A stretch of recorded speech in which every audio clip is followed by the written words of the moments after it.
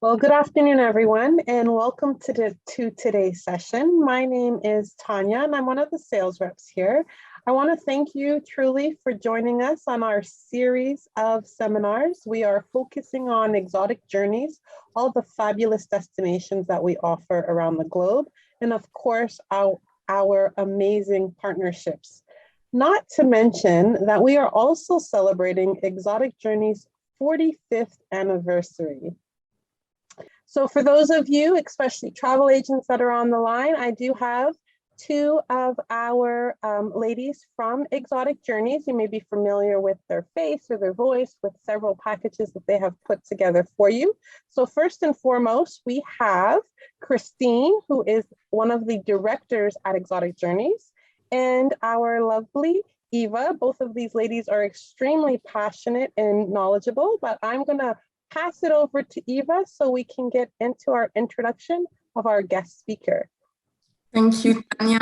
Welcome, everybody. We're very pleased that you can join us today to discover beautiful Ecuador and Galapagos Island. And with us today from Condor Travel is Diego Escobar, the manager for Ecuador.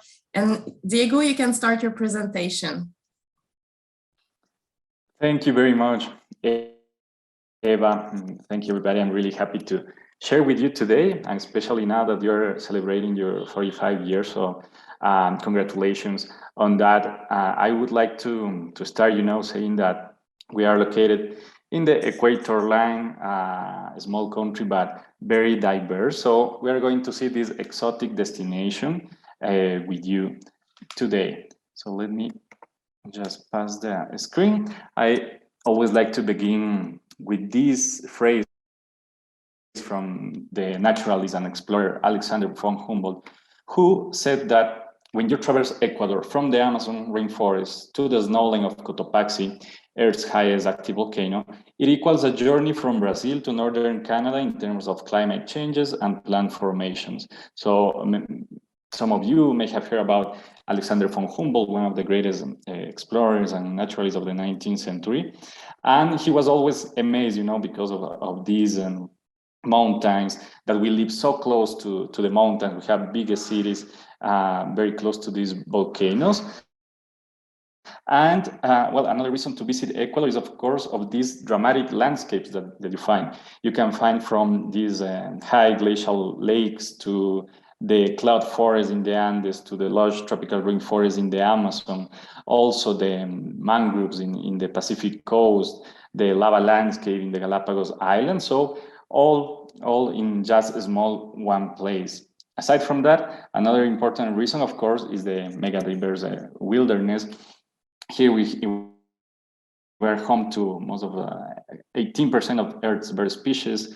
Here you can find from spectacled birds to pumas in the Andes, jaguars and pink river dolphins in the Amazon, and humpback whales in the Pacific coast, especially from June to September. They come from the south, from the Antarctic to mate here in the waters of the Pacific coast of Ecuador. And you can even find blue whales and orcas in the Galapagos, aside from all the wildlife that we have. And another important reason is, of course, the cultural richness. Some people say that we have more than 30 different ethnic groups, and we always like to include these kind of experiences with local communities when you visit Ecuador, so that you have contact with the locals. Here you can see a map of Ecuador. As I was telling you, a small country, really easy to travel around. We call ourselves the country of four worlds, because we have the Amazon rainforest to the east. We also have the Andes mountains in the center, and the Pacific coast to the west. Additionally, this is the jewel of the crown, the Galapagos Islands, that is a well-known and a bucket list destination. So most of you, when you come to Ecuador, you will start your journey in Quito. We have an international airport in Quito, the capital, and also in Guayaquil. But when you reach Quito, it's really easy to go around. Actually, we can think of these as modules or extensions. You can stay a couple of days in Quito and then go north to the area of Otavalo, that is very cultural, or just go south 1.5 hours and reach Cotopaxi, one of actually the highest active volcano in the world. And you can also go just 1.5 hours from Quito and reach the cloud forest, that is the paradise for bird watchers. Additionally, we don't have a big Amazon. Actually, it's just a short part of the great Amazon rainforest, but it's the most accessible one. So if you're in Quito, you can just travel 30 minutes by plane, reach Coca, that is the gateway to the Yasuní National Park, and you're right there in the Amazon. So it's really, really easy. While in other destinations, it can take more time to travel, right? And well, now we are going to see a little bit more of the destination. As I was mentioning, most of you will start your trip in Quito. That is a great city. Actually, I'm based in Quito. We have a sunny day today, so that is something good. We have like spring like weather all year round, and this is one of the best old towns that you can find in Latin America. Actually, they say that is the largest and best preserved historical centers that you can find in Latin America. Was also the first heritage site, cultural heritage site declared by the UNESCO in 1978. But aside of all these great architecture and temples, museums that you can find, is also a modern city. So you can also find really great, restaurants, first-class food, art, music, parks, and more. So now we can say that Quito, is a cosmopolitan city with colonial history. So it's worth take some days to explore the city. Then, of course, we have different type of experiences for you that we have prepared with exotic, depending on the type of traveler, something more active, luxury properties as well, foodie experiences. Now, food is a very important component of any itinerary. And also, I will show you some of the options we have in fascinating programs that covers most of the highlights that we have here in the country, and of course, specials that the team are going to show us at the end of the webinar. So starting with a more active portfolio, we have some lodge-to-lodge trekking options. These are just, short programs that you can add if you have already visited Quito, maybe the Galapagos Islands, and you have some more days. This is a good option for people that likes hiking, trekking. The idea is to walk around 6-7 hours every day until you reach a different lodge to stay. In this case, the first night you stay at this beautiful Chilcabamba mountain lodge that is located just 6 kilometers away from the Cotopaxi National Park, very close. So it's the perfect base camp to explore the park. You can do mountain biking, fishing. If you want to do some hiking, even you can reach the snowline of Cotopaxi, the highest active volcano in the world. So, very cozy rooms with chimney, really good food. So this is a good option near Quito. And we also have the same concept in the north of Quito, near Otavalo. In Otavalo, you will find the biggest indigenous market in Latin America. So we don't only want you to see that, the touristy thing. There are some other experiences. Of course, you can go on the rural roads and also meet the local people. So here you have more chance to meet the culture and the different characters that you find in Otavalo. The latest trail we developed is called the Quilotoa Andean Trails, and actually, as you can see here, you have less infrastructure, but the landscape is amazing. You start in a small town, then up and down these valleys until you reach on the third day the Quilotoa Lagoon. This is a famous lagoon located on a crater of a volcano.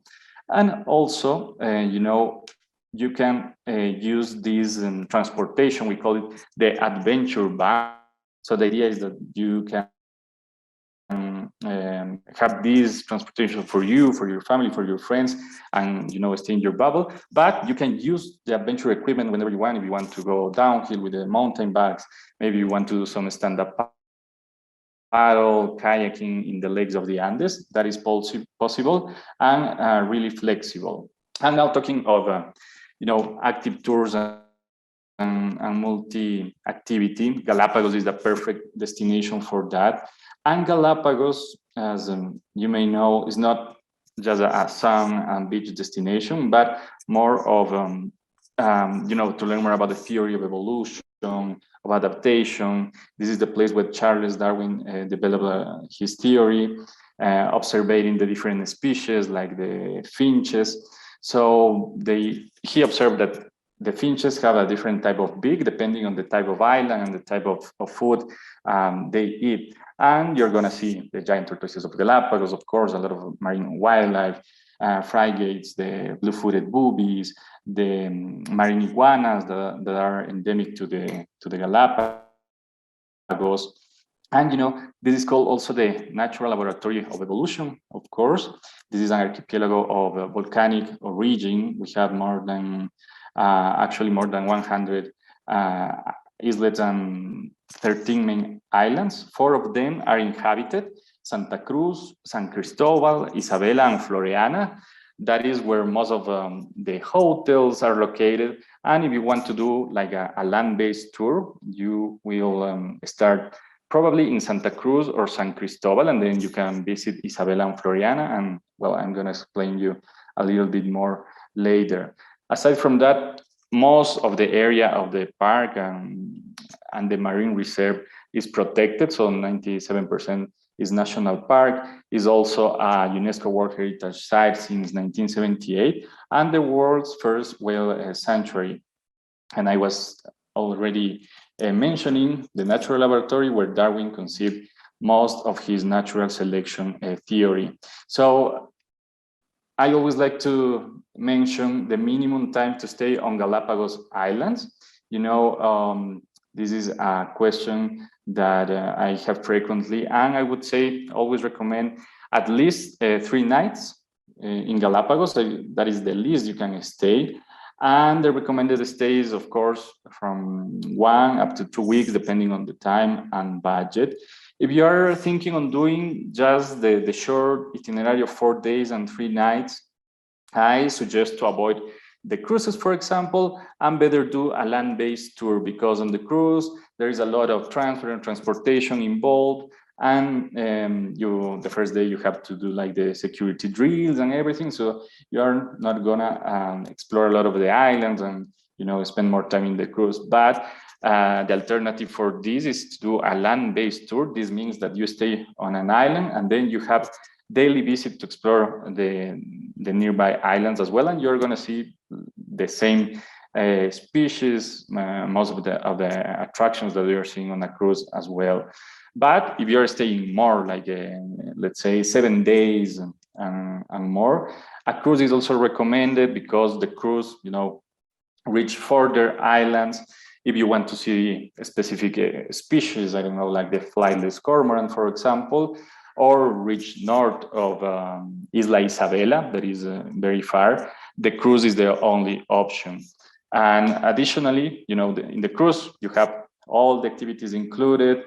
The dynamic of a cruise is to go in the morning to explore the island, have a hiking, and in the afternoon, after lunch, you have an aquatic experience, like could be snorkeling, maybe kayak, stand-up paddle in the different sites. So when is the best time to visit the Galapagos Islands? We have, as you know, we're located in the equator line, so we don't have the 4 seasons. Just a warm season in Galapagos from more or less from December to June, where you can find more wildlife on land, flourishing vegetation. In April and May, you find fewer land tortoises. The cold season from June to November, you also find more marine wildlife and drier vegetation on land. And let's say the cooler season, where you find the coldest water here in Galapagos, is from July to September. Although it is good for diving, the sea is rougher in this time. So depending on your interest, but I would suggest to avoid maybe September, October, that is a little bit colder.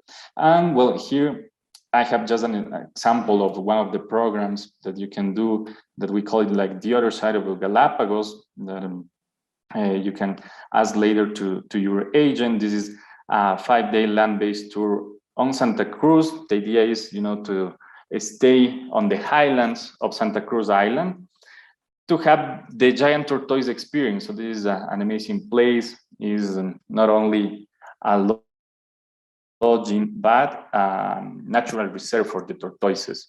So as you can see, it's like an African safari style tented camp, but you're not going to see the elephants, only the tortoises here in Galapagos, with a beautiful and comfortable rooms. Also, we have some lava tubes where you can have your dinner, maybe a nightcap, and also explore the area. We even have some tree houses in this property, and well, we can also send you more details on this. Then we combine these 2 nights first in the highlands for the giant turtle experience, and then 2 nights in a waterfront hotel. We have different options. Here you can see the Anger Mayer Waterfront Inn, a beautiful property. So here you will have more aquatic experiences. And we also include a daily trip to a nearby island. So the idea of a land-based is not that you just stay in one island, but you take these daily trips to know and visit more nearby islands. So that is one option, right? A land-based tour of 5 days and 4 nights. But you can also make this an island hopping tour, meaning that you will stay some nights in one island and then some nights in other island. So we can do a combination of Santa Cruz Island and Isabela Island of 6 days and 5 nights with multi-sport activities as well. And talking more about the cruises, we have some news. There is a new super yacht that is gonna start operations in April in the Galapagos Island. It's called the Aquamari. So as you can see, this is a luxury yacht with all the activities included, but I just wanted to mention it because this is something new that we are having this year in Galapagos. Other option that we are working with is also the Camilla Trimaran. That is, it is a trimaran. That means that it is more stable in the water. So for people that maybe have seasickness, this is the ideal option. And as you can see, it's also really comfortable, a really good option, great food, all the activities included, and you will also find the best guides in Galapagos. So most of the cruises in Galapagos are small, like this one, up to 16 passengers. This is because of the regulations of the national park. We have up to 16 passengers per one guide. And there are some few options that are for, let's say, the bigger ones for 90 passengers in the islands. So, for example, this is ideal for a family. You can charter this for up to 9 people. Actually, you can go with your family and have the boat for yourself at a really good rate that you can ask to your travel agent. It's called the Vision. So depending on the needs, and just to inspire you a little bit more, some of our favorites as well, like the Elite Luxury Catamaran. We also have the Endemic, the Wild Date Passion, something more classic, the Infinity, more modern, the Camilla, Grand Majestic, and the Stella Maris. So I think, well, we work with most of the cruises in the Galapagos Island. We have more than 40 options, and it will depend on your interest, on the time, on the budget that you have. For example, this is a historic motor yacht, the Grace. And now talking more about, the cities and our luxury experiences, we have fine gastronomy, especially in Quito, Guayaquil, Cuenca. So we can easily add some experiences around food, and also curated visit to museums and art galleries. We have one of the best archaeological museums in Quito called Casa del Alabado, where you can go and do a tour with a curator that is really interesting.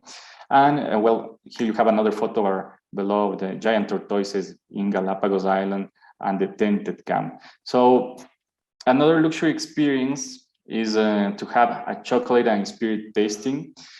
The good thing about Ecuador is that we produce a variety of cocoa called Fino de Aroma. So we are the biggest producers of this specific variety of cocoa. And there are a lot of boutiques that have been popping up in the last year. And we can include this experience, of course, in your itinerary. Also, if you you don't want to stay on a hotel, but you prefer a villa, we have some options in mainland Ecuador and the Galapagos Island. This is an example. This is called Villa Iguana, a beautiful house overlooking the bay. You can see the cruises coming and going with pool, jacuzzi. So especially in these post-pandemic times, let's call it, that people is willing to stay in their bubble. This is a nice option.